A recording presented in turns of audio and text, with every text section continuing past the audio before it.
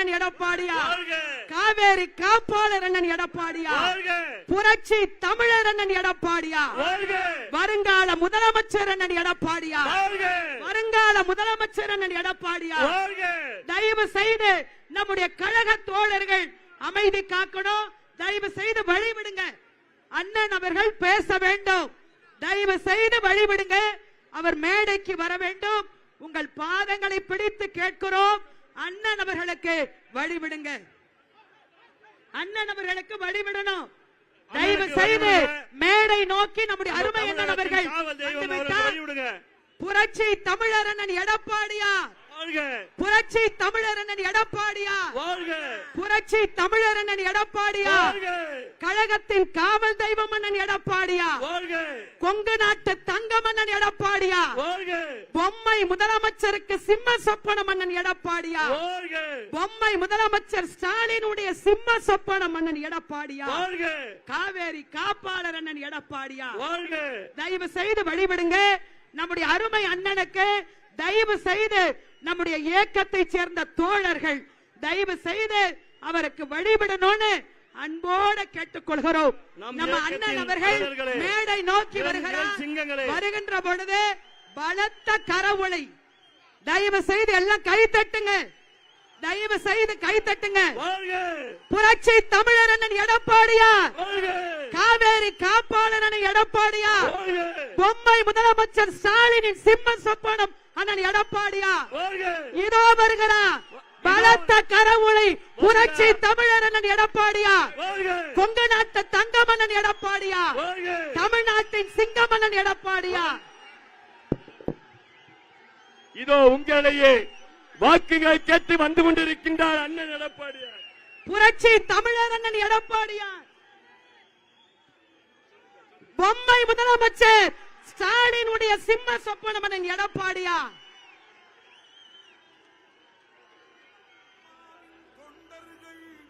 அனைவரையும் காத்து நிற்கும் எடப்பாடியார் என்னும் தலைவரே. ஐயா, இன்னும் கொஞ்ச நாள்ல தேர்தல் வரப்போகுது. இந்த வாட்டி உங்களோட ஓட்டு யாருக்கு? சின்ன சின்ன வேலைகளை செஞ்சுக்கிட்டு தயவு செய்து பாட்டை நிறுத்துங்க. பாட்டை நிறுத்து. பாட்டு. மாண்புமிகு கழகத்தினுடைய பொதுச் செயலாளர், வருங்கால முதலமைச்சர், எங்கள் மரியாதைக்குரிய அருமை அண்ணன் எடப்பாடியார் அவர்கள் இதய தெய்வம் புரட்சி தலைவர் எம்ஜிஆர், இதய தெய்வம் புரட்சி தலைவி அம்மா ஆகியோருடைய திருவுருவ சிலைகளுக்கு மலர் தூவி மரியாதை செலுத்தி இதோ வருகிறார். நம்முடைய கொங்கு நாட்டு தங்கம் வருகிறார், தமிழ்நாட்டின் சிங்கம் வருகிறார், இரும்பு தேசத்தின் கரும்பு மனிதன் வருகிறார், ஸ்டாலினின் சிம்ம சொப்பனம் அண்ணன் எடப்பாடியார் வருகிறார்.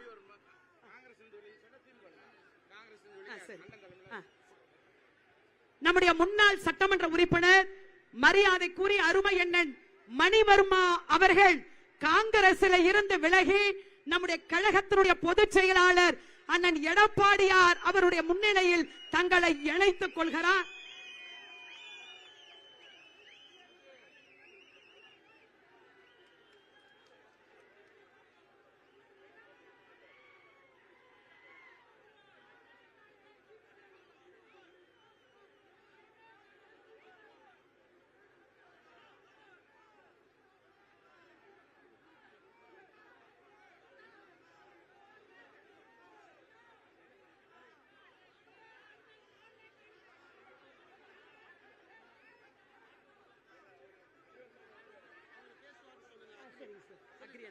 நம்முடைய திருவண்ணாமலை தெற்கு மாவட்ட கழகத்தினுடைய செயலாளர், போலூர் தொகுதியின் சட்டமன்ற உறுப்பினர், மரியாதைக்குரிய அருமை அண்ணன் கழக விவசாய பிரிவினுடைய செயலாளர்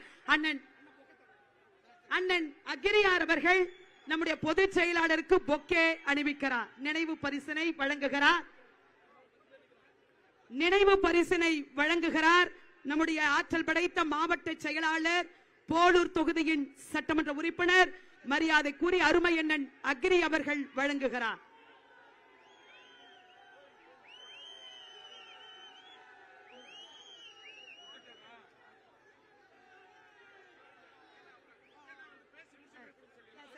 நம்ம நம்முடைய கழக தோழர்கள் தயவு செய்து அண்ணன் அவர்கள் சிறப்புரை ஆற்றியதற்கு பின்னால் பொக்கே நினைவு பரிசுகள்லாம் வழங்கலாம்.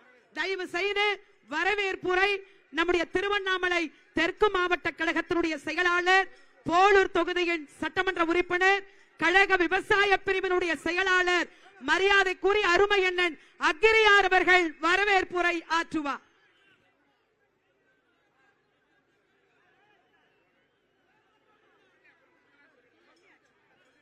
நம்முடைய கழக தோழர்கள் தயவு செய்து பொக்கேவை அண்ணன் அவர்கள் பேசி முடித்ததற்கு பின்னால் வழங்கலாம் என பணிவோடு தெரிவித்துக் கொள்கிறோம்.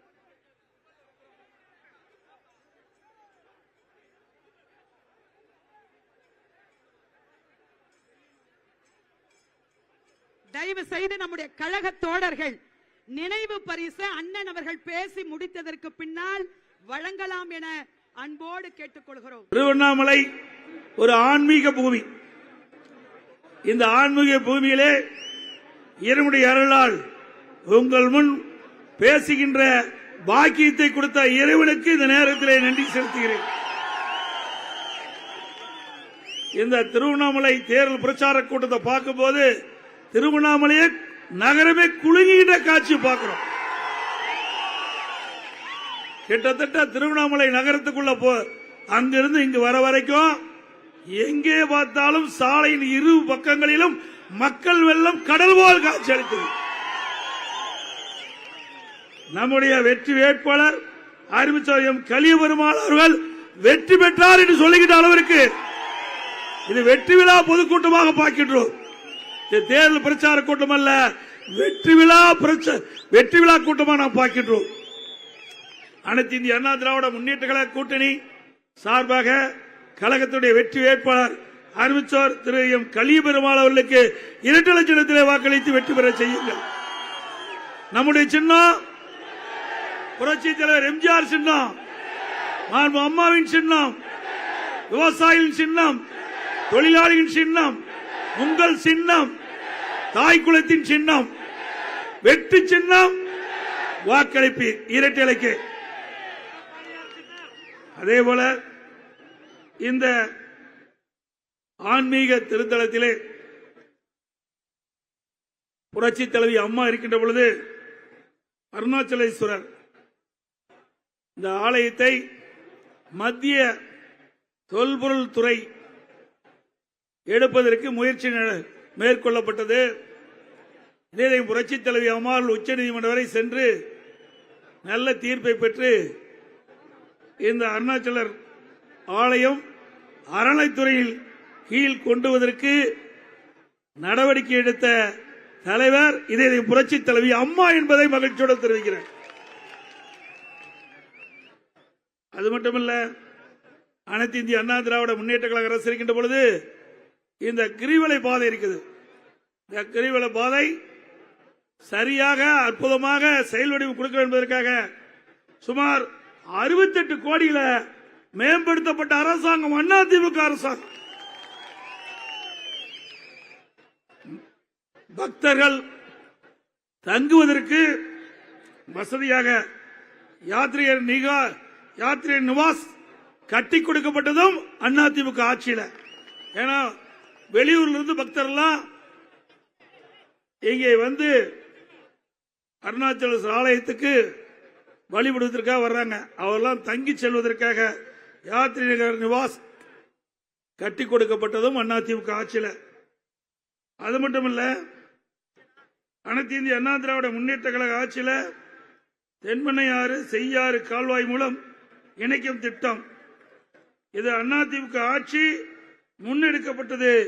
திமுக ஆட்சியில் கிடப்புல போட்டாங்க. இந்த திருவண்ணாமலை மாவட்டத்தை பொறுத்த வரைக்கும், திருவண்ணாமலை நாடாளுமன்ற தொகுதியை பொறுத்த வரைக்கும், திருவண்ணாமலை மாவட்டத்தில் 4 சட்டமன்ற தொகுதி, திருப்பத்தூர்ல 2 சட்டமன்ற தொகுதி, ஆக 6 சட்டமன்ற தொகுதி. இந்த 6 சட்டமன்ற தொகுதியுமே வேளாண் பெருமக்கள் நிறைந்த சட்டமன்ற தொகுதி, விவசாயிகள் நிறைந்த பகுதி, நெசவாளர்கள் நிறைந்த பகுதி. இந்த 2 தொழிலுமே இன்றைக்கு திராவிட முன்னேற்ற கழக ஆட்சியில சரிந்து இந்த தொழில் செய்ய முடியாத ஒரு அவல நிலையை இந்த ஆட்சியில பார்க்கிறோம். அனைத்து இந்திய அண்ணா திராவிட முன்னேற்ற கழக ஆட்சி இருக்கின்ற வரும் நெசவு தொழிலுக்கு பல்வேறு சலுகைகள் அளிக்கப்பட்டது. அதோட விவசாயிகளுக்கு நிறைய திட்டங்களை நாங்கள் கொண்டு வந்தோம். இன்றைக்கு விவசாயிகள் மகிழ்ச்சியோடு இருக்க வேண்டும் என்பதற்காக 2 முறை பயிர்க்கடனை தள்ளுபடி செய்தோம். விவசாயிகளுக்கு வேளாண் கருவிகள் வாங்குவதற்கு மானிய விலையிலே கடன் உதவி வழங்கிடும். அது மட்டுமில்லாம இன்னைக்கு பயிர்க்கடன் விவசாயிகளுக்கு அதிக அளவில் கொடுத்தது அதிமுக ஆட்சியில் தான்.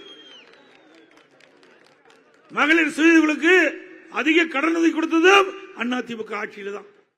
ஆகவே இன்றைக்கு பிரதான தொழிலாக இருப்பது விவசாய தொழில். இதுலதான் சுமார் 70% பேர் ஈடுபட்டிருக்கிறாங்க. விவசாயத்தை நம்பி இந்த மக்கள் வாழ்ந்து கொண்டிருக்கின்றார்கள். ஆகவே விவசாயிகளுக்கு எண்ணற்ற திட்டங்களை அனைத்து இந்திய அண்ணா திராவிட முன்னேற்ற கழக அரசு இருக்கின்ற பொழுது நிறைவேற்றப்பட்ட காரணத்தினாலே இன்றைக்கு விவசாயம் தமிழகத்திலே செழித்திருக்கின்றது. இந்த விடியா திமுக ஆட்சி வந்த பிறகு விவசாயிகளுக்கு என்று எந்த திட்டத்தையும் கொண்டு வரவில்லை. அதுக்கு ஒரு தனி பட்ஜெட் என்று ஏமாற்று வேலைத்தான் இந்த அரசு செய்து கொண்டிருக்கின்றது. இந்த தனி பட்ஜெட்ல விவசாயிகள் நன்மை பெறுகின்ற திட்டம் எதுவுமே இடம்பெறல. ஒவ்வொரு ஆண்டும் வேளாண்மை மானிய கோரிக்கை வரும். அதுல என்ன இடம்பெற்றிருக்குதோ அதுதான் வேளாண்மை பட்ஜெட்லயும் தெரிவிக்கிறாங்க. இப்படி நாட்டு மக்களை ஏமாற்றுவதிலே திமுக அரசு முதன்மையாக இருக்கிறது. அது மட்டுமல்ல, ஆட்சிக்கு வருவதற்கு முன்பு தேர்தல் அறிக்கையில் குறிப்பிட்டாங்க, திராவிட முன்னேற்ற கழகம் ஆட்சிக்கு வந்தா கரும்புக்கு 4000 ரூபாய் டன்னுக்கு கொடுக்கறாங்க, நெல்லுக்கு 2700 ரூபாய் குவிண்டாலுக்கு கொடுக்கறாங்க. கொடுக்கறாங்களா விவசாயிகளுக்கு? அதிமுக ஆட்சி இருக்கின்ற பொழுது விவசாயிகள் நெல் சாகுபடி அதிகமாக செய்யறாங்க. திருவண்ணாமலை மாவட்டத்தில் 2 நாடாளுமன்ற தொகுதி வருது. ஒன்னு திருவண்ணாமலை மாவட்டத்தை தலைமையாக கொண்டு ஒரு நாடாளுமன்ற தொகுதி, ஆரணியை தலைமையாக கொண்டு ஒரு நாடாளுமன்ற தொகுதி. ஒரே மாவட்டத்தில் 2 நாடாளுமன்ற தொகுதி இருக்கின்ற மாவட்டம் திருவண்ணாமலை மாவட்டம். அப்படி 2 நாடாளுமன்ற தொகுதி இருக்கின்ற இந்த மாவட்டத்தில் விவசாயிகள் உற்பத்தி செய்யப்படுகிற நெல் அரசு நெல் கொள்முதல் நிலையத்தில் கொண்டு போய் விற்பனை செஞ்சாங்க. அனைத்து இந்திய அண்ணா திராவிட முன்னேற்ற கழக ஆட்சி இருக்கின்ற பொழுது 96 அரசு நேரடி நெல் கொள்முதல் நிலையங்கள் திறக்கப்பட்டு உடனுக்குடன் விவசாயிகள் தாங்கள் உற்பத்தி செய்யப்பட்ட நெல்லை அந்த அரசு நெல் கொள்முதல் நிலையத்தை கொண்டு போய் விற்பனை செஞ்சு உடனுக்குடன் வங்கியிலே வரவு செய்யப்பட்டது. அவருக்கு தேவையான நிதியை உடனுக்குடன் பட்டுவாடா செய்யப்பட்டது வங்கியின் மூலமாக. விடியா திமுக ஆட்சிக்கு வந்த பிறகு 96 40 ஆக்கிட்டாங்க. திராவிட முன்னேற்ற கழக ஆட்சியில் இந்த மாவட்டத்தில் 40 இடங்களில் தான் நேரடி நெல் கொள்முதல் திறக்கப்பட்டிருக்கின்றது. ஆக விவசாய பழிவாகின்ற அரசாங்கம் மக்கள் விரோத ஆட்சி இந்த விடியா திமுக அரசு. இன்றைக்கு விவசாயிகள் உற்பத்தி செய்யப்பட்ட நெல்லை உடனுக்குடன் கொள்முதல் செய்வதில்லை. அந்த நேரடி நெல் கொள்முதல் கொண்டு சென்றவுடன் திறந்த வழியிலே அடுக்கி வைக்கிறார்கள். மழையில நனைஞ்சு நெல்மணியெல்லாம் முளைச்சு விவசாயி உற்பத்தி செய்யப்பட்ட அந்த விவசாயியுடைய கண் எதிரில் அந்த நெல்மணி எல்லாம் முளைக்கின்ற பொழுது அந்த விவசாயி மனநிலை எப்படி இருக்கும் எண்ணி பார்க்க வேண்டும். ஆக அவர் உற்பத்தி செய்யப்பட்ட நெல் அவருடைய கண் முன்னே மழையிலே நனைந்து முளைத்து நஷ்டமாகிறது. பல லட்சம் மூட்டைகள் விவசாயிகள் உற்பத்தி செய்யப்பட்ட நெல் விற்பனைக்காக கொண்டு வந்து திறந்த வெளியிலே அடுக்கி வைத்த காரணத்தினாலே இன்றைக்கு விவசாயிகள் பெரும் நஷ்டத்துக்குள்ளாயிருக்கிறார்கள். மழையிலே நனைந்து நெல் மூட்டைகள். ஆக இதற்கெல்லாம் தீர்வு காண வேண்டும் என்றால் அனைத்து இந்திய அண்ணா திராவிட முன்னேற்ற கழக ஆட்சி உங்கள் மூலமாக மலர வேண்டும். விவசாயிகளுக்கு பாதுகாப்பு உள்ள ஒரே அரசாங்கம் அதிமுக அரசாங்கம். வறட்சி தமிழ்நாட்டில் 2017 முதலமைச்சர் இருக்கும் போது கடுமையான வறட்சி. அதற்காக விவசாயிகள் பாதிக்கப்பட்டாங்க. பாதிக்கப்பட்ட விவசாயிகளுக்கு 9300 கோடி வறட்சி நிவாரணம் கொடுத்த ஒரே அரசாங்கம் இந்தியாவில் தமிழ்நாடு அரசாங்கம். அது மட்டுமல்ல, விவசாயிகள் வாங்கிய பயிர்க்கடன் 2 முறை நாங்க தள்ளுபடி செஞ்சோம். 2 முறை தள்ளுபடி செஞ்சோம். தொடக்க வேளாண்மை வங்கியில பயிர்க்கடனை 2 முறை 2016 2021 2 ஆண்டுகள்ல 2110 கோடி 2021 ஆண்டு விவசாயிகள் வாங்கிய பயிர்க்கடன் தள்ளுபடி செய்யப்பட்டது. இதெல்லாம் அதிமுக ஆட்சியுடைய சாதனை. அதோட திராவிட முன்னேற்ற கழக தேர்தல் அறிக்கையில் குறிப்பிட்டாங்க, திராவிட முன்னேற்ற கழக ஆட்சிக்கு வந்தா 5 சவரனுக்கு குறைவாக நகை வைத்திருக்கின்றவர்கள் தாராளமாக தொடக்க வேளாண்மை கூட்டுறவு வங்கி இதர கூட்டுறவு வங்கியில் நீங்கள் நகை வைத்து பணத்தை பெற்று தாராளமாக செலவு செய்யலாம் என்று திரு ஸ்டாலின் சொன்னாரு, உதயநிதி ஸ்டாலின் சொன்னாரு, தேர்தல் அறிக்கை வெளியிட்டாங்க. இதை நம்பி நம்முடைய தாய்மார்கள், நம்முடைய சகோதரிகள் தாங்கள் அணிந்திருந்த தோடு, செயின் எல்லாம் கொண்டு போய் தொடக்க வேளாண்மை கூட்டுறவு வங்கி, இதர கூட்டுறவு வங்கியில நகை வச்சு பணத்தை வாங்கி செலவழிச்சிட்டாங்க. ஆட்சிக்கு வந்த பிறகு ஸ்டாலின் அரசாங்கம் என்ன சொல்லுச்சு? 48 லட்சம் பேர் நகைய சொசைட்டில வச்சு பணத்தை வாங்கி செலவழிச்சிட்டாங்க. தகுதியானவர்களுக்கு தான் இந்த நகை கடன் கிடைக்கும் சொல்லிட்டாங்க. 48 லட்சம் பேர்ல 13 லட்சம் பேர் தான் தகுதியானவர்கள் தேர்ந்தெடுத்தாங்க. மீதி 35 லட்சம் பேருக்கு இந்த நகைய கூட்டுறவு அமைப்பில வைத்து பணம் பெற்றவர்களுக்கு தள்ளுபடி இல்ல. இப்ப 35 பேருடைய நிலைமை பரிதாபமான நிலை. அந்த 35 லட்சம் பேரும் இன்றைய தினம் கூட்டுறவு வங்கியிலே வாங்கப்பட்ட கடனுக்கு வட்டியோட திருப்பி செலுத்த வேண்டும் என்று எல்லா தொடக்க வேளாண்மை கூட்டுறவு சங்க கூட்டுறவு அமைப்பெல்லாம் நோட்டீஸ் விட்டுட்டாங்க. இன்றைக்கு தாய்மார்கள் எல்லாம் பரிதாப நிலையிலே தவித்துக் கொண்டிருக்கின்றார். நான் பல கூட்டத்தில் பேசியிருக்கிறேன். திரு உதயநிதி ஸ்டாலின் 2021 தேர்தல் பிரச்சார கூட்டத்துக்கு தமிழ்நாடு பூரா போனார். ஒரு இடத்துல பேசிட்டு இருக்கும்போது தாய்மார்கள்லாம் காதுல தோடு, கழுத்துல நகை போட்டிருந்தாங்க. பார்த்தார். உடனே அந்த தாய்மார்கிட்ட சகோதரி சொன்னாங்க, நீங்க ஏன் இன்னும் கூட்டுறவு அமைப்பில் போய் நகை வச்சு பணம் பெறல?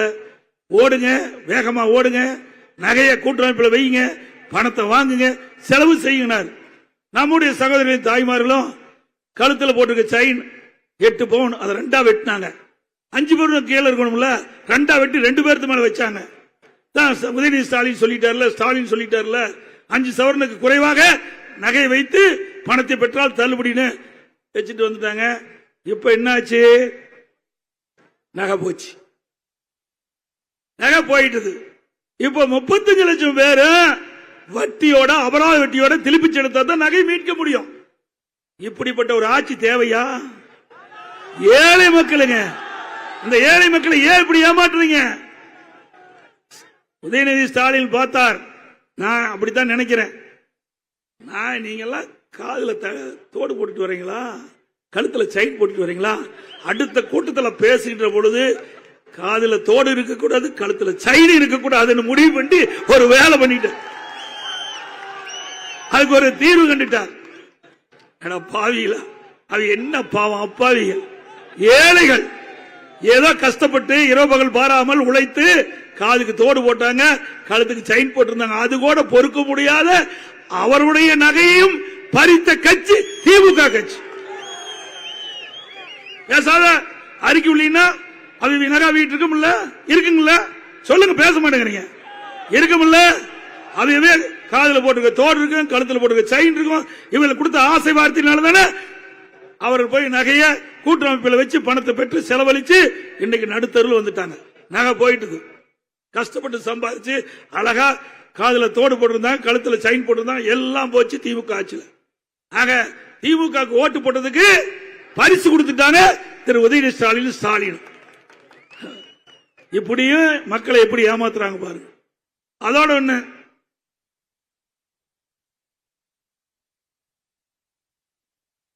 ஸ்டாலின் பேசுறார்,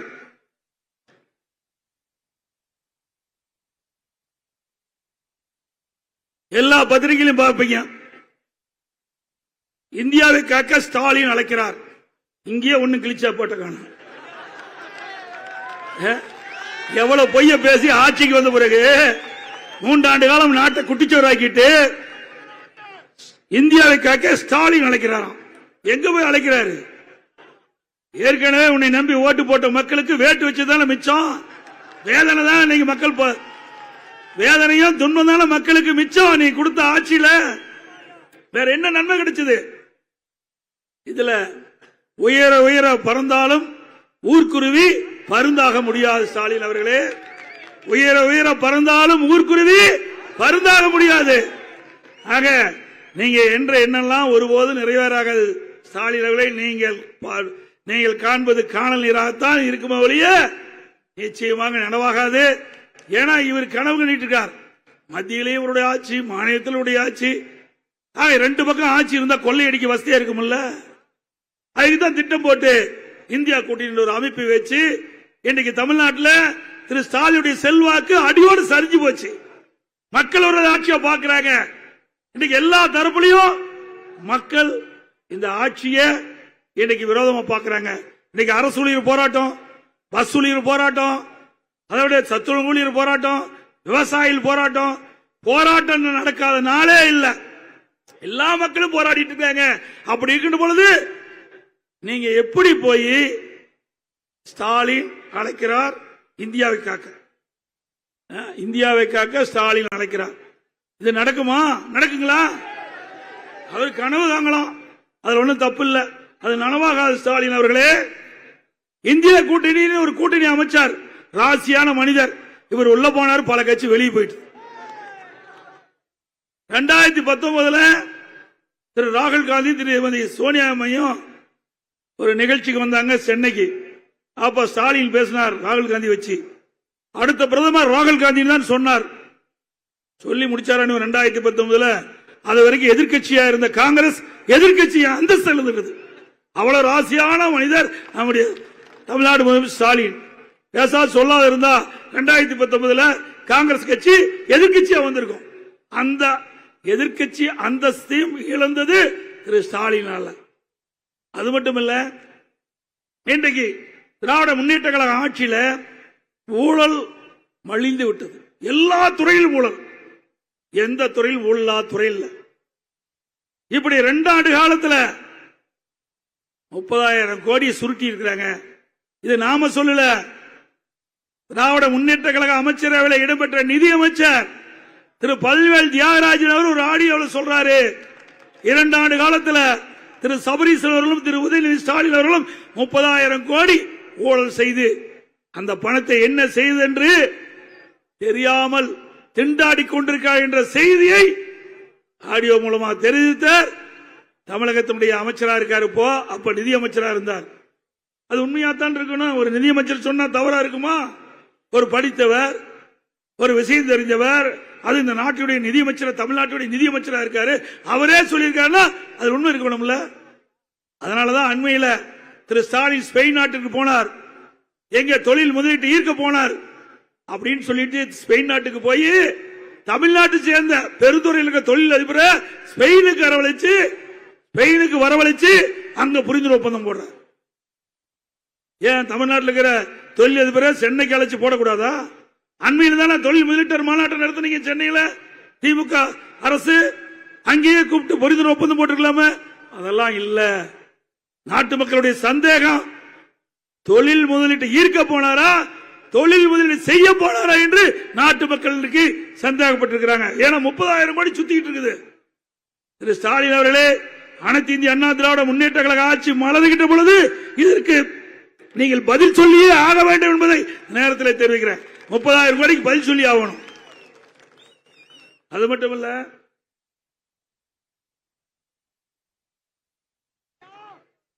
நான் 24 அமாவாசை கவலைப்படாத, நம்முடைய ஆட்சி மலர்ந்துடும். இந்த 3 ஆண்டுகள்ல மக்கள் பட்ட துன்பங்கள் ஏராளம். சட்ட ஒழுங்கு அடியோடு சீர்கட்டு போச்சு. எங்க பார்த்தாலும் கொலை, கொள்ளை, திருட்டு, வழிப்பறி, பாலியல் வன்கொடுமை நடக்காத நாளே இல்ல. தொலைக்காட்சி திறந்தா இவனை வெட்டினா அவனை வெட்டினா இதுதான் இருக்குது. அதோட கஞ்சா போதை, எங்க பார்த்தாலும் கஞ்சா போதை ஆசாமி நடமாடிற காட்சி நான் பார்த்துக்கிட்டே இருக்கு தொலைக்காட்சியில. இதனாலதான் இவ்வளவு பிரச்சனை நடக்குது. அதோட அண்மையில டெல்லியில போதைப் பொருள் கடத்தில் ஈடுபட்ட ஒருவரை போதைப் பொருள் தடுப்பு அதிகாரி கைது பண்ணியிருக்காங்க. அவர் யாருன்னா திமுக கட்சியில அயலக அணியில துணை அமைப்பாளர்.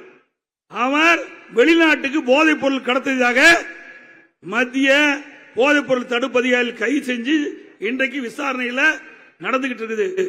அப்படின்னா திமுக காரர் தான் இதை கடத்துவதற்கு இன்றைக்கு பரவலான செய்தி பரவிவிட்டது. திமுக காரர் சரியா இருந்தா இந்த போதைப் பொருள் விற்பனை தடுத்திருக்கலாம். இதுக்கு ஒரு டிஜிபி இருந்தாரு, சைலேந்திர பாபுன்னு. அவரு கஞ்சா ஆபரேஷன் ஒன்னு தூக்கினார். 2.0, 3.0, 4.0 ஓ போட்டுட்டு ரிட்டையர் ஆகி போயிட்டார். கடைசி வரைக்கும் இந்த கஞ்சா ஒலிக்கவே இல்லை. அதோட இந்த வெளிநாட்டுக்கு போதைப் பொருள் கடத்தினார்ல அந்த அயலக அணி துணை அமைப்பாளர் பாத்தீங்கன்னா யாரோட இருக்காரு பாருங்க. யாரோட இருக்காருங்க? யாரோட இருக்காரு?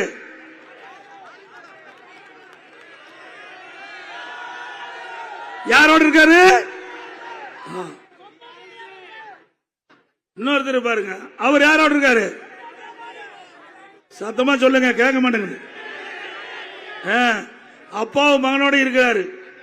அது மட்டும் இல்ல, ஒரு உயர் போலீஸ் அதிகாரியும் அவர் ஏதோ பரிசு வாங்குறார். இப்படி திமுக கட்சியை சேர்ந்த ஒரு நிர்வாகி வெளிநாட்டுக்கு போதைப் பொருள் கடத்துவதா என்றால் இவர்களுக்கும் அவர்களுக்கும் என்ன தொடர்பு என்று மக்கள் கேட்கிறாங்க. அதுக்கு ஸ்டாலின் பதில் சொல்லியே ஆக வேண்டும். அது மட்டுமல்ல, இன்றைக்கு திரு ஸ்டாலின் காவல்துறை மந்திரியா இருக்கார், போலீஸ் துறை மந்திரியா இருக்கார். அவர் மானிய கோரிக்கை வரும்போது கலால் மற்றும் ஆயத்தறிவுத்துறை அந்த மானிய கோரிக்கையில 22ஆம் பக்கம் புத்தகத்துல சொல்றாரு, அவரே சொல்றாரு, பள்ளிக்கு அருகில கல்லூரிக்கு அருகில 2138 பேர் கஞ்சா விற்றதாக கண்டுபிடிக்கப்பட்டது சொல்லிட்டார். கைது பண்ணது 148 பேர். மற்றவங்க எங்க போயிட்டாங்க? கண்டுபிடிக்கப்பட்டது 2138. பள்ளிக்கு அருகில கல்லூரிக்கு அருகில கைது பண்ண 148 பேர். மற்றவங்க திமுக காரன். அப்புறம் எங்க போய் கஞ்சா ஒழிக்க முடியும்? அவர் சொன்னது நாம சொல்லுங்க. அவர் சொன்னது காவல்துறை மானிய கோரிக்கையில அந்த புத்தகத்தில் இடம்பெற்ற செய்தியை சொல்றேன். ஆக திராவிட முன்னேற்ற கழகத்தை பொறுத்த வரைக்கும் கஞ்சா போதைப் பொருளை கட்டுப்படுத்த முடியாது. அவன் கட்சிக்காரனே நிறைய இடத்துல விற்பனை செஞ்சிட்டு இருக்கிறான். அது மட்டும் இல்ல, திரு ஸ்டாலின் பொதுக்குழு கூட்டத்தில் திராவிட முன்னேற்ற கழக பொதுக்குழு கூட்டம் நடந்தது கிட்டத்தட்ட ஒரு வருஷத்துக்கு முந்தி. அந்த பொதுக்குழு கூட்டத்தில் திரு ஸ்டாலின் பேசுறாரு, நான் இரவில் தூங்கி காலையில் கண் விழிக்கின்ற பொழுது எங்கள் கட்சிக்காரன் என்ன பிரச்சனையை ஏற்படுத்தி விடுவார் என்று அச்சத்தில் கண் விழிக்கிறேன். யார் சொன்னது? ஒரு முதலமைச்சர், திமுக தலைவர் இப்படி சொன்னா நாடு விளங்குமா? அப்புறம் திமுக கட்சிக்காரர் இப்படி அட்டுழியம் பண்ணாது என்ன பண்ணுவாங்க? அந்த பொதுக்குழுல இப்படி பேசுறாரு. அப்போ இன்னும் தகுதி வந்துருது திமுக கட்சிக்காரனுக்கு. திரு ஸ்டாலினால நாட்டையும் பாதுகாக்க முடியல, கட்சியும் பாதுகாக்க முடியல. ஒரு பொம்மை முதலமைச்சராக இன்றைக்கு மக்கள் பார்த்து கொண்டிருக்கிறாங்க. அதோட இன்றைய தினம் அனைத்து இந்திய அண்ணா திராவிட முன்னேற்ற கழக ஆட்சியில குடிமராமத்து திட்டம் அற்புதமான திட்டத்தை கொண்டாந்து இன்றைக்கு திருவண்ணாமலை மாவட்டம் முழுவதும் ஏரி குளம் குட்டை எல்லாமே தூர்வாரி பருவ காலங்களில் பெய்கின்ற மழைநீர் முழுவதும் சேமிச்சு வச்சோம். இந்த திட்டத்தை முழுக்க முழுக்க விவசாய பங்களிப்போடு நாங்கள் நிறைவேற்றி கொடுத்தோம். இதனால கோடை காலத்தில் இன்றைக்கு ஏரிகள் எல்லாம் தண்ணீர் இருந்து கொண்டிருக்க காரணம் அதிமுக ஆட்சி. அந்த விவசாயிகள் வண்டல் மண்ணை அள்ளி விவசாயியுடைய நிலத்திற்கு இயற்கை உரமாக பயன்படுத்துகிறாங்க. விளைச்சல் ஒரு பக்கம் அதிகமாகுது, ஒரு பக்கம் ஏரி ஆழமாகுது, பெய்கின்ற மழைநீர் அதிக அளவில் தேங்கி நிற்கிறது. இதுதான் ஸ்டாலின் அதிமுக ஆட்சியுடைய சாதனை. இப்படி ஒரு சாதனையாவது உங்களால் பண்ண முடிஞ்சுதா? இல்லையே. அது மட்டும் இல்லாம இன்றைக்கு அதிமுக ஆட்சி இருக்கும் போது 14,000 ஏரிகள் இருக்குது பொதுப்பணித்துறை. கிட்டத்தட்ட 8,000 ஏரிகள் நாங்கள் தூர்வாரணும்.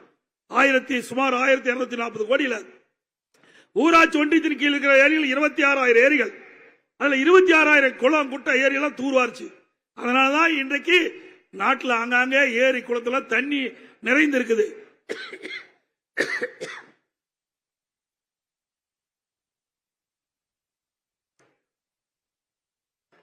திராவிட முன்னேற்ற கழக ஆட்சிக்கு வந்த பிறகு மின் கட்டண உயர்வு. நீங்க பாத்தீங்கன்னா திருவண்ணாமலை மாவட்டத்தில் இந்த நகர பகுதி பேரூராட்சி பகுதியெல்லாம் மின் கட்டண உயர்வு 52% உயர்ந்து போச்சு. இன்னைக்கு வீட்டுக்கு வரி 100%, கடைக்கு 150% வரி, பீக்கவர். இப்படி மின் கட்டணம் உயர்ந்து விட்டது.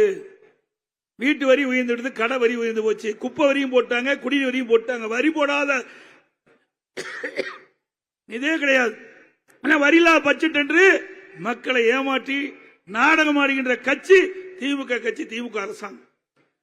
அப்புறம் இன்னொன்னு கேட்கிற, திராவிட முன்னேற்ற கழக ஆட்சி என்றைக்கு ஆட்சி வந்தாங்களோ அன்றைக்கெல்லாம் படிப்படியா விலை உயர்ந்து போச்சு. நான் வரும்போது அறிவிச்ச அகிரி கிருஷ்ணமூர்த்தி கேட்டேன், உங்க பகுதியில் அரிசி மில் அதிகமா இருக்குது, இன்னைக்கு அரிசி விலை ஏறி போச்சு, எதனால? அவன் அடிக்கடி ரெய்டு விடுறாங்களாம்.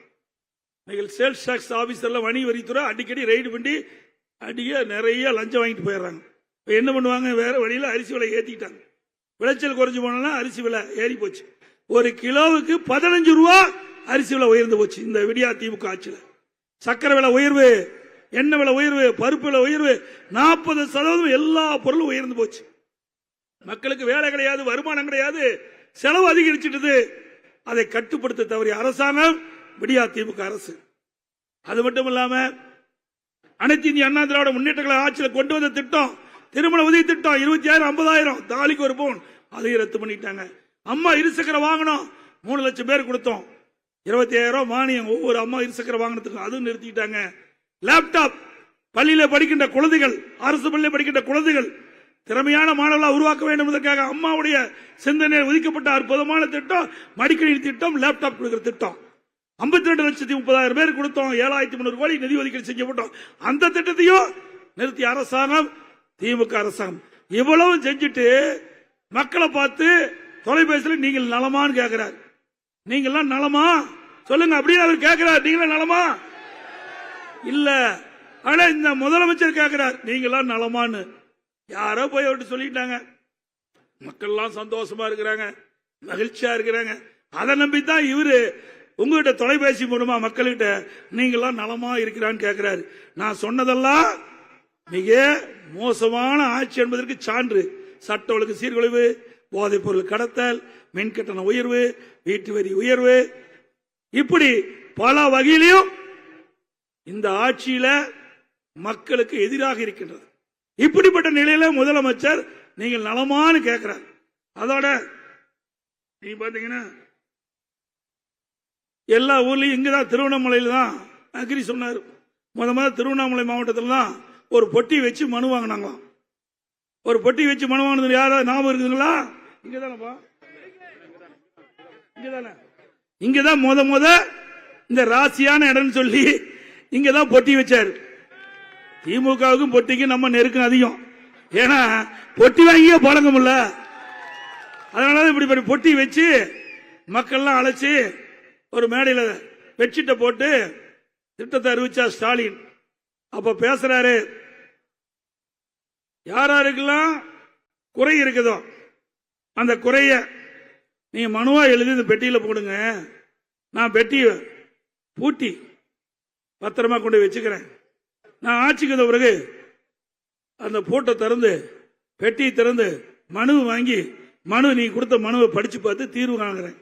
அப்படி தீர்வு உங்களுக்கு கிடைக்கவில்லை என்றால் நான் முதலமைச்சர் இருந்த பொழுது என்னுடைய அறை திறந்தே இருக்கும் கதவு, நேரடியாக வந்து உங்களுடைய பிரச்சனை சொல்லி தீர்த்துக்கலாம்.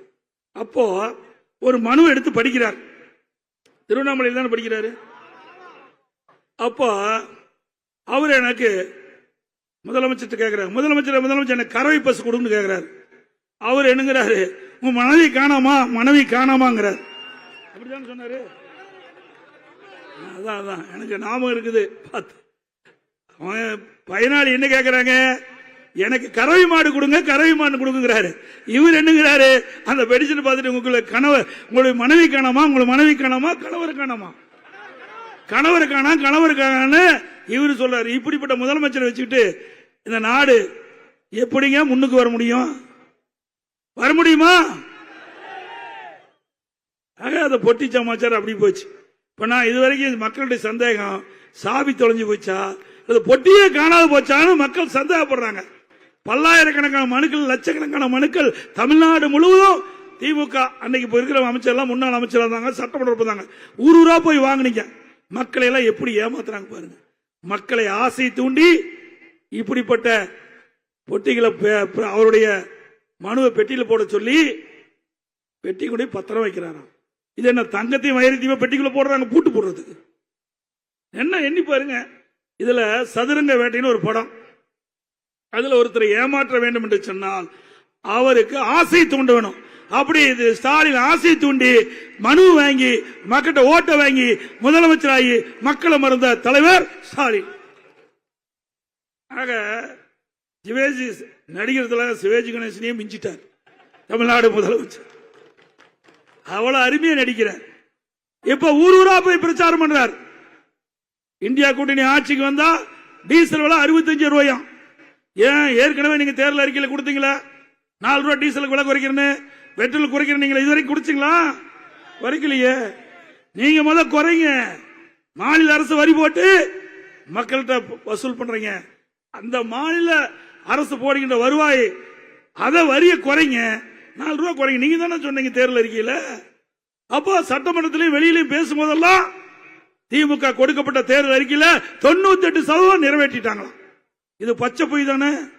பச்சை பொய் தானுங்க. அதோட தேர்தல் நேரத்தில் நிறைய அறிவிப்பு. இந்த அறிவிச்சவர் சொன்னார் மாதந்தோறும் சிலிண்டருக்கு 100 ரூபாய் மானினார். கொடுத்தாங்களா? இப்ப என்ன சொல்றாரு தேர்தல் அறிக்கையில 500 ரூபாய் மானியமா? ஏ அப்பா, எப்படி எல்லாம் போய் பேசுறீங்க? எப்படி எல்லாம் மக்களை ஆசை தூண்டி ஓட்டுகளை பெற இப்படி தந்திரமா கவர்ச்சிகரமா பேசி உடைய வாக்குகளை மக்களை ஏமாற்றி வாக்குகளை வாங்குவதற்கு தான் இப்படிப்பட்ட அறிக்கை. ஏற்கனவே கொடுக்கப்பட்ட அறிக்கை 100 ரூபாய். அதை கொடு. 100 நாள் வேலை திட்டம் 150 நாள் உயர்த்தினாங்க. உயர்த்தினாங்களா? ஊதிய உயர்வுனாங்க. அந்த 100 நாள் வேலை திட்டத்தில் பணிபுரிகின்ற பெண் ஊழியருக்கு ஊதிய உயர்னாங்க. கொடுத்தாங்களா? ஒன்னும் கிடையாது. தாலிக்கு தங்கம் 27,000 30,000 தரணாங்க. 50,000 60,000 தானாங்க. திட்டத்தையே ரத்து பண்ணிட்டாங்க. இப்படி அண்ணா திமுக ஆட்சியில் கொண்டு வந்த திட்டமெல்லாம் ரத்து செய்துதான் திமுகவுடைய பெரு சாதனை. வேற எதுவுமே செய்யல. ஆனா அண்ணா திமுக ஆட்சியில பல்வேறு நலத்திட்டங்களை நாங்கள் நிறைவேற்றுகிறோம். ஏழை எளியோர் பயனடைய வேண்டும் என்பதற்காக அற்புதமான திட்டம். இன்னைக்கு அரசு பள்ளியில் படிக்கின்ற மாணவர்கள் 3,80,000 பேர். அவர்களெல்லாம் மருத்துவராக வேண்டும், பல் மருத்துவராக வேண்டும் என்று 7.5% உள் இடஒதுக்கீடை கொண்டு வந்து சட்டமேற்றப்பட்டு அமுல்படுத்தப்பட்டு இன்றைய தினம் அரசு பள்ளியில் படிக்கின்ற ஏழை மாணவர்கள் 2,160 பேர் மருத்துவக் கல்வி படிக்கிறாங்க. அதோட பல் மருத்துவராக படிக்கிறாங்க. இது அதிமுக ஆட்சி சாதனை. இன்னைக்கு விவசாயிகள் இருந்த பகுதி விவசாயியுடைய உபதொழில் கால்நடை வளர்ப்பு. இந்த கால்நடை வளர்ப்பு சிறப்பாக இருக்க வேண்டும். நம்முடைய விவசாயிகளும் விவசாய தொழிலாளிகளும் கறவை மாடுகள் வைத்து பால் உற்பத்தியை பெருக்கி அதன் மூலமாக வருகின்ற வருமானத்தை வைத்து குடும்பம் நடத்தி கொண்டிருக்கிறார்கள். நான் சிந்திச்சு பார்த்தேன். நான் முதலமைச்சர் இருக்கும்போது அமெரிக்காவில் இருக்க பஃபலோ அங்க இருக்கிற ஒரு பால் பண்ணைக்கு போனேன். அங்க ஒரு பசு, கறவை பசு ஒரு நாளைக்கு 65 லிட்டர் பால் கொடுக்குது. 65 லிட்டர் பால் கொடுக்குது. அந்த ஒரு பால் பண்ணையில மட்டும் ஒரு நாளுக்கு 1.25 லட்சம் லிட்டர் பால் உற்பத்தி பண்றாங்க. நான் பார்த்தேன். அங்க இருக்கிற அதிகாரிகள், கால்நடை மருத்துவத்துறை அதிகாரிகள் எல்லாம் கலந்து பேசினேன். நம்ம ஊர்லயும் இந்த திட்டத்தை கொண்டாடுவோம். நம்முடைய விவசாயிகளுக்கும் இப்படி கலப்பின பசுகளை உருவாக்கி தர வேண்டும் என்பதற்காக நம்முடைய சேலம் மாவட்டம் தலைவாசல் கூட்டுரோட்டில் 1000 கோடியில ஆசியாவிலே மிகப்பெரிய கால்நடை பூங்காவை உருவாக்கி கொடுத்தோம். அங்க கால்நடை மருத்துவக் கல்லூரி, கால்நடை ஆராய்ச்சி நிலையம் கட்டி, அந்த கல்லூரி நான் இருக்கும்போது திறந்துட்டேன். கட்டி 2 வருஷம் முடிஞ்சு போச்சு. இன்னும் திறக்கல. அந்த கால்நடை ஆராய்ச்சி நிலையத்தை திறந்தால் நம்முடைய பசுக்களையும் அங்க இருக்கிற பசுக்களையும் ரெண்டையும் கலப்பின பசுக்களாக உருவாக்கி நம்முடைய மாநிலத்தில் நம்முடைய பகுதிக்கு சீதோசன நிலையில அந்த பசுக்களை உற்பத்தி செஞ்சு விவசாயிகளுக்கு விவசாய தொழிலாளி கொடுக்கும் போது ஒரு நாளைக்கு 40 லிட்டர் பால் கறக்கும். இது அற்புதமான திட்டம் இல்லையா? இதை முடக்கிட்டாங்க. இதை அதிமுக ஆட்சியில் கொண்டாந்தாரு, எடப்பாடி கொண்டாந்தாரு. இதை நிறைவேற்றினா அவருக்கு பெயர் போயிருன்னு கிடப்புல போட்டார். 1000 கோடி கிடப்புல கிடக்குது. இதையெல்லாம் மீண்டும் புத்துயிர் பெற வேண்டும் என்றால் அதிமுக ஆட்சி மலர்ந்தே தீர வேண்டும். அது மட்டும் இல்லைங்க, இன்னைக்கு தமிழ்நாட்டில் விவசாயிகள் எல்லாம் நேரடியாக அழைத்து வந்து அவர்களுக்கு அந்த பசு எப்படி வளர்க்கிறது, அந்த பசுக்கு என்னென்ன நோய் வருது, அந்த நோயை எப்படி கட்டுப்படுத்த முடியும், இதையெல்லாம் அவர்களுக்கு பயிற்சி கொடுப்பதற்கு 100 பேர் தங்குவதற்கு பிரம்மாண்டமான அறை கட்டி கொடுத்துக்கிறேன். அதோட அந்த விவசாயிகள் கண்டு கழிப்பதற்கு அரங்கம் கட்டி வச்சிருக்கிறேன். எல்லாமே மூடி கிடக்குது. அதுக்கு மேலாக விவசாயிகள் வளர்க்கப்படுகின்ற பசு மாடுகள், சிந்து மாடு வளர்த்துறீங்க, காங்கிய மாடு வளர்த்துறீங்க, உங்களுக்கு என்ன கண்ணுக்குட்டி வேணுமோ அந்த கண்ணுக்குட்டி ஈண்டு கொடுக்கும். இன்றைக்கு சிந்து மாடுன்னு வச்சுங்க, அதுல கிடரிக்கண்ணு வேணா கிடரிக்கண்ணு, காலக்கண்ணு வேணா காலக்கண்ணு. காங்கேயம் பசு மாடு வச்சிருக்கிறீங்க, காங்கேயம் கன்று வேணா காலக்கன்று வேணா காலக்கன்று, கிடேரி வேணா கிடேரி. அதையும் அதிமுக ஆட்சியில ஊட்டியில அதற்காக ஏற்பாடு செஞ்சு அந்த திட்டத்தையும் கொண்டாந்தேன். அதுவும் பாதியில் நிக்குது. இதுல என்னங்க தப்பு? ஏன்னா சிந்து மாடு வச்சுக்கும் போது காலக்கன்று போட்டா பிரயோஜனம் கிடையாது. கிடேரி கன்று போட்டா அதை வளர்த்தி மீண்டும் பால் உற்பத்தி செய்யலாம். அது ஒரு விவசாயிக்கு தான் தெரியும், ஸ்டாலினுக்கு தெரியாது. விவசாயிகளுக்கு என்னென்ன நன்மைகள் கிடைக்குமோ அதையெல்லாம் பார்த்து பார்த்து அதிமுக ஆட்சியில் நாங்கள் செயல்படுத்தினோம். உடைய ஆட்சியில் இப்படி நாட்டு மக்களுக்கு எந்த நன்மையுமே கிடைக்கல. படித்தவருக்கும் கிடைக்கல, படிக்காதவங்களுக்கும் கிடைக்கல, ஏழைக்கு கிடைக்கல, நடுத்தர மக்களுக்கு கிடைக்கல. ஆனா குடும்பத்தை சேர்ந்தவர்கள் ஆட்சி அதிகாரத்துக்கு வரணும். அதுல ஸ்டாலின் குறிக்கோளா இருக்க, அதுல எந்த மாற்றம் கிடையாது. அதோட தைப்பொங்கல் என்று எல்லா குடும்பத்தையும் 2500 ரூபாய் பொங்கல் பரிசு கொடுத்த ஒரே அரசாங்கம் அதிமுக அரசு. நான் கிராமத்தில் வாழ்ந்தேன். தை பிறந்தால் வழி பிறக்கும் தமிழனுக்கு. தை பண்டிகை மிக மிக முக்கியமான பண்டிகை தமிழனுக்கு.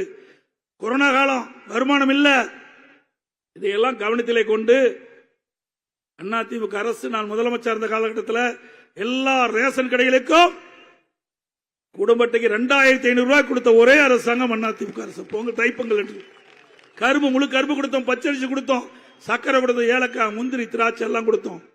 இதே திருவண்ணாமலை மாவட்டத்தில் திராவிட முன்னேற்ற கழக ஆட்சிக்கு வந்த பிறகு பொங்கல் பரிசு 21 பைய சேர்த்து கொடுப்பதாக அறிவித்து அந்த பொங்கல் பரிசு வாங்கி மக்கள் எல்லாம் பிரிச்சு பார்க்கும்போது அரிசியில வண்டு ஓடிக்கிட்டு இருக்குது, புளியில பள்ளி இருக்குது.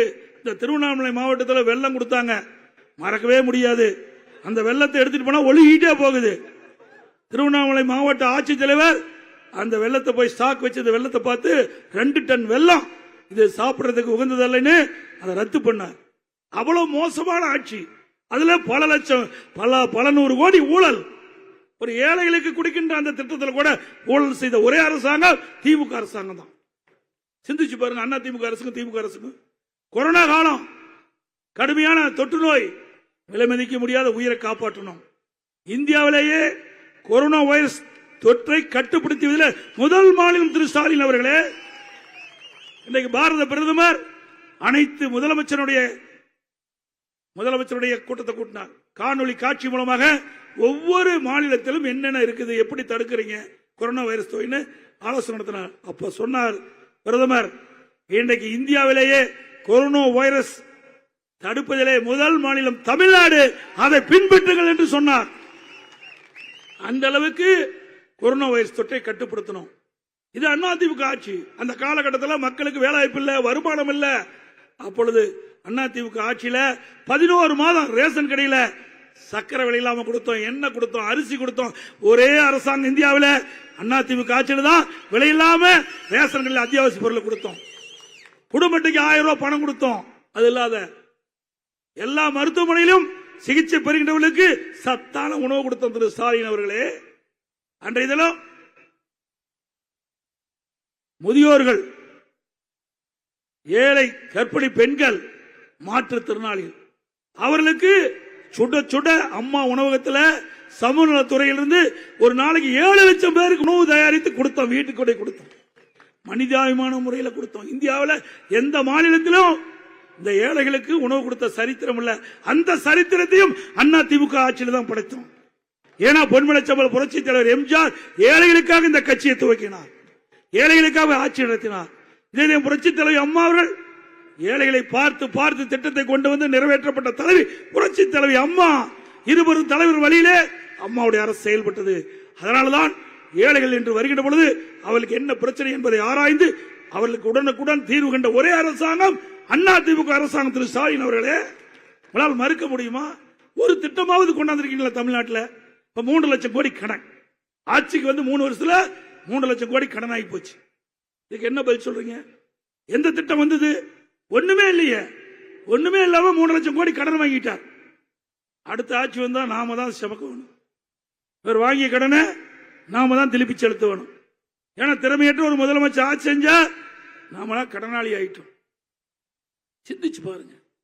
அதிமுக ஆட்சி இருக்கின்ற பொழுது 2011 அம்மா முதலமைச்சராக இருக்கும் போது 1,14,000 கோடி திமுக கடன் விட்டுட்டு போச்சு. அப்பதான் அம்மா ஆட்சி பொறுப்பட்டு 1,14,000 கோடியில கடன்ல தான் ஆட்சி துவங்கினாங்க. கடுமையான மின்வெட்டு அந்த காலகட்டத்தில், அதையும் அம்மா அவர்கள் சரி செய்து தடையெல்லாம் மின்சாரத்தை அம்மா கொடுத்தாங்க தமிழ்நாட்டு மக்களுக்கு. மீண்டும் இப்ப கரண்ட் கட்டு வரப்போகுது, விரைவில் வரப்போகுது. ஏன்னா இப்ப பத்திரிகையெல்லாம் ஊடகத்தெல்லாம் பாக்குறான். இன்னைக்கு திமுக வந்தாவே கரண்ட் கட்டு வந்துடும் தானா. திமுகவுக்கு கரண்ட்டுக்கு அவளுடைய தொடர்பு. அதோட 2020 கொரோனா வந்தாச்சு. வருமானம் இல்ல, 11 மாதம் வருமானம் இல்ல. கலால் வருமானம் கிடையாது, ஜிஎஸ்டி வருமானம் கிடையாது, பத்திரப்பதிவு வருமானம் கிடையாது, சாலை வரி கிடையாது. இப்படி பல வகையிலும் வருமானம் இல்லாத சூழ்நிலையில 40,000 கொரோனாவுக்கு செலவு பண்ணோம். அப்படி இருக்கும்போது விலைவாசி உயரலைங்க, மக்கள் பாதிக்கல. அப்படிப்பட்ட ஒரு நிர்வாக திறமை உள்ள அரசாங்கமா அதிமுக ஆட்சியில் பார்க்க முடிஞ்சது. இன்னைக்கு எந்த திட்டத்தையும் நிறைவேறாம 3 லட்சம் கோடி கடனை வாங்கி மக்கள் மீது இன்றைக்கு சுமையை சுமத்திய அரசாங்கம் விடியா திமுக அரசு. ஆகவே வருகின்ற நாடாளுமன்ற தேர்தலிலே நம்முடைய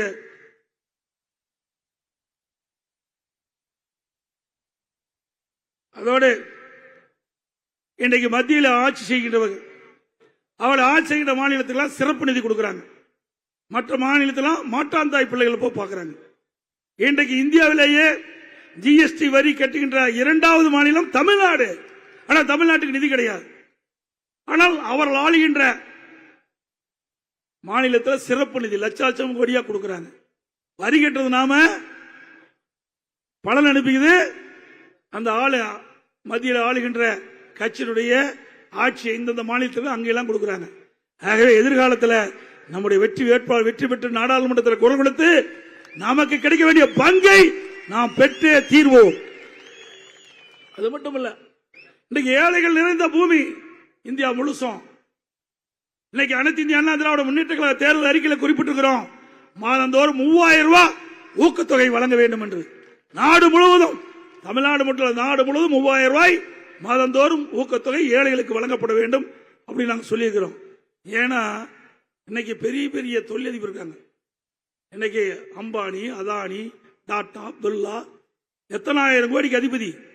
அப்படி ஒரு தொழில் துவங்குகின்ற பொழுது அவருக்கு பல்லாயிரக்கணக்கான கோடி மானியமா தர்றாங்க. அப்படி கொடுக்கும்போது இந்த நாட்டில் பிறந்த இந்த ஏழைகள் அவரும் இந்த மண்ணில் பிரஜைகள், இந்த நாட்டுடைய பிரஜைகள், அவர்களும் ஏழைகளும். அவருக்கு ஒரே ஓட்டு தான், இவருக்கு ஒரே ஓட்டு தான். இவரும் மக்கள் பிரதியை தேர்ந்தெடுக்கிறவங்க, அவரும் மக்கள். அவர் ஓட்டு கூட போட மாட்டார். ஏன்னா பணக்காரலாம் எங்க ஓட்டு போடுறாங்க, ஓட்டே போடுறது இல்லையா. ஏழைகள் தான் ஓட்டு போட்டு மக்கள் பிரதியை தேர்ந்தெடுக்கிறாங்க. அப்படி ஏழைகள் வாழ வேண்டும், ஏழைகளுக்கு தேவையான திட்டங்களை கொண்டு வர வேண்டும். அகில இந்திய அளவில் இப்படி ஏழைகளுக்கு மாதந்தோறும் 1000 ரூபாய் 3000 ரூபாய் ஊக்கத்தொகை வழங்க வேண்டும் என்பது அதிமுகவுடைய தேர்தல் அறிக்கையிலே குறிப்பிட்டிருக்கிறோம். அதோடு ஆதிராவிட மக்களுக்கு அதிமுக ஆட்சி வழங்குகின்ற பொழுது மத்தியிலும் சரி மாநிலத்திலும் சரி அழுத்தம் கொடுப்போம். 400 சதுரடியில பிரம்மாண்டமான கான்கிரீட் வீடு ஆதிராவிட மக்களுக்கு கட்டி கொடுக்கப்படும். அவர்களும் ஏழை மற்றவர்களை போல சரிசமமாக வாழ வேண்டும் என்பது அதிமுக நிலைப்பாடு என்பதை இந்த நேரத்தில் தெரிவித்து, நம்முடைய வெற்றி வேட்பாளர்கள் தமிழ்நாடு முழுவதும் அதிமுக கூட்டணி 39 பேர் இருக்கிறாங்க. பாண்டிச்சேரி 1, 40 இடத்திலும் அனைத்து இந்திய அண்ணா திராவிட முன்னேற்ற அமோக வெற்றி பெறும். 40 பேர் வெற்றி பெற்று வருகின்ற பொழுது நாங்கள் சொன்ன திட்டத்தை எல்லாம் நாடாளுமன்றத்தில் சொல்லி வாதாடி நம்முடைய மக்களுக்கு பெற்று தருவார்கள். அது அனைத்து இந்திய அண்ணா திராவிட முன்னேற்ற கழகத்தான் முடியும். அந்த தில்லு திராணி ஜம்பு அதிமுக கட்சி ஒண்ணுக்கு தான் இருக்குது, திமுக அது இல்ல. ஏன்னா திரு ஸ்டாலின் எதிர்கட்சியா இருக்கும் போது கோ பேக் மோடிங்கிறாரு, கருப்பு பல்லு விடுறாரு, கருப்பு கொடி காட்டுறாரு. ஆளுங்கட்சியானா வெல்கம் மோடிங்கிறார். திரு மோடி அவர்கள் ஒரு மத்திய அரசு நிகழ்ச்சிக்கு வரார். அந்த நிகழ்ச்சியில் திரு ஸ்டாலின் போய் கலந்துக்கிறார். அப்ப அதிகாரிகள் கருப்பு கொடை எடுத்துட்டு ஓடுறாங்க. ஓ கருப்பு கொடை வேணாம்ப்பா, வெள்ளை கொடை எடுத்துட்டு வாங்குற. அந்த வெள்ளை கொடையை பிடிச்சாங்க பிரதமருக்கு. அதுலதான் எல்லாம் சொல்றாங்க, வெள்ளை கொடை ஏந்திய பொம்மை வேந்தரேன்னு சொல்றாங்க. வெள்ளை குடை ஏந்திய பொம்மை வேந்தரே அப்படின்னு மக்கள் ஒரு பட்டம் கொடுத்திருக்காங்க. ஆட்சியில் இருக்கும்போது ஒண்ணு, எதிர்கட்சியா இருக்கும்போது இரட்டை நிலைப்பாடு எடுக்கின்ற ஒரே கட்சி விடியா திமுக கட்சி, திமுக கட்சி என்பதை இந்த நேரத்தில் தெரிவித்து, இந்த மாவட்டத்தில் பல திட்டங்களை நாங்கள் நிறைவேற்றி தந்திருக்கிறோம். நீங்க பாத்தீங்கன்னா மாண்புமிகு புரட்சி தலைவர் அம்மா இருக்கின்ற பொழுது அரசு மருத்துவக் கல்லூரி பிரமாண்டமா நாம தான் கட்டி கொடுத்தோம். கட்டடத்தோட கலசபாக்க தலைமையில கொண்டு புதிய தாலுக்கு அமைச்சு கொடுத்தோம். ஜமுனா மருத்துவர் தலைமையாக கொண்டு வந்து தாலுகா ஆபீஸ் அமைச்சு கொடுத்தோம். கீழ்பெண்ணாத்தூர் தலைமையாக கொண்டு அங்க ஒரு தாலுகா அலுவலகம், பெண்ணாத்தூர் அங்க ஒரு ஊராட்சி ஒன்றிய அலுவலக கட்டிடம் கட்டி கொடுத்திருக்கிறோம். அதே போல இன்றைக்கு செண்பகத்தோப்பு அணை புனரமைப்பு 33 கோடியில் நிறைவேற்றி தந்திருக்கிறோம். கிரிவல பாதை நான் ஏற்கனவே சொன்ன 64 கோடியில் கிரிவல பாதையை இன்றைக்கு பிரம்மாண்டமா அமைச்சு கொடுத்த அதிமுக ஆட்சி. அருள்மிகு அருணாச்சலேஸ்வரர் திருக்கோயிலுக்கு வரும் பக்தர்கள் யாத்ரீகர் நிவாஸ் நான் ஏற்கனவே சொன்னேன் 28 கோடியில் கட்டி கொடுத்துக்கிறோம். அருள்மிகு அருணாச்சலேஸ்வரர் திருக்கோயிலுக்கு 8 கோடி மதிப்பில் திருக்கோயில் குடமுழுக்கு விழா நாம தான் நடத்தணும். கீழ்பெண்ணாத்தூரில் புதிய ஒழுங்குமுறை நாம தான் கட்டி கொடுத்தோம். திருவண்ணாமலை மாவட்டம் தண்டராம்பட்டு வட்டம் பாலச்சனூர் பகுதியில் 200 ஏக்கர் பரப்பில் 800 கோடி மதிப்பீட்டில் புதிய அரசு வேளாண்மை கல்லூரி கட்டிடம் நாம தான் கட்டி. ஜமுனா மருத்துவத்தில் புதிய ஐடி தொழில்நுட்ப கல்லூரி, வாணியம்பாடி முதல் ஊத்தங்கரை வரை செல்லும் சாலை சுமார் 300 கோடி மதிப்பீட்டில் 4 வழிச்சாலையாக தரம் உயர்த்தப்பட்டது. திருவண்ணாமலை அரசு மருத்துவக் கல்லூரி மற்றும் மருத்துவமனை வளாகத்தில் மகப்பேர் மற்றும் குழந்தைகள் நல சிகிச்சை பிரிவு 16 கோடியில் அமைச்சு கொடுத்திருக்கிறோம். இப்படி பல திட்டங்கள். மரபு சார்ந்த நீர்நிலை புனரமைப்பு 21 கோடி. திருவண்ணாமலை வராகா நதி கீழ் செய்யாறு கிளியாறு உபவடிகளை 75 கோடியில் நிறைவேற்றி தந்திருக்கிறோம். இப்படி பல திட்டங்களை அதிமுக ஆட்சியிலே கொண்டு வந்து இந்த மாவட்டம் வளர்வதற்கும் ஏற்றம் பெறுவதற்கும் அதிமுக ஆட்சியிலே கொண்டு வந்த திட்டத்தால் மக்கள் ஏராளமான நன்மைகள் பெற்றார் என்று நேரத்தில் தெரிவித்து நம்முடைய வெற்றி வேட்பாளர் அறிவிச்சார் திரு எம் கலியபெருமாள் அவர்களுக்கு 2 லட்சத்தில் வாக்களித்து வெற்றி பெற செய்யும். ஏன்னா அவருடைய வெற்றி நிச்சயிக்கப்பட்டு விட்டது. இந்த அரங்கமே மக்கள் குழுமி இருந்தாங்க. நான் வருகின்ற திருவண்ணாமலை நகரத்துக்குள்ள நுழைகின்ற பொழுது மக்களுடைய எழுச்சியை பார்த்து அப்பவே வெற்றி உறுதியாகிவிட்டது. தமிழர் உரிமை மீட்போம், தமிழ்நாடு காப்போம். தமிழர் உரிமை மீட்போம், தமிழ்நாடு காப்போம். நான் சொல்றத அப்படியே சத்தமா சொல்லுங்க. ஒற்றை விரலால் ஓங்கி அடிப்போம், ஒற்றை விரலால் ஓங்கி அடிப்போம், ஒற்றை விரலால் ஓங்கி அடிப்போம். விடியா திமுக ஆட்சியை வீட்டுக்கு அனுப்புவோம், விடியா திமுக ஆட்சியை வீட்டுக்கு அனுப்புவோம். வாக்களிப்போம் இரட்டை இலைக்கு, வாக்களிப்போம் இரட்டை இலைக்கு. நன்றி, வணக்கம். உங்களில் ஒருவனான எடப்பாடி பழனிசாமி பேசுகிறேன்.